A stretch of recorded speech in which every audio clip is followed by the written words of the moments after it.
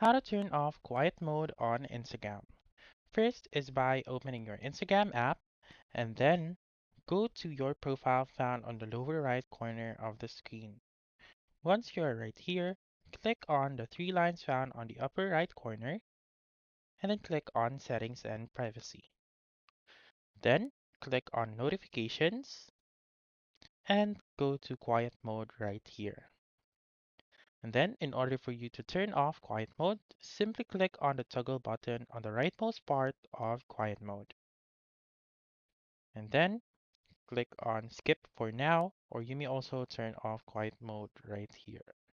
So again, just a recap, you need to go to your profile, click on the three lines, go to settings and privacy, go to notifications, go to quiet mode, and click on the toggle button. So that's it. That's how you can turn off quiet mode on Instagram. So that's all for this video. Let me know in the comments section if this works out for you. For more helpful tutorials like this, please subscribe to our channel and don't forget to click that notification bell. Thank you for watching and have a wonderful day.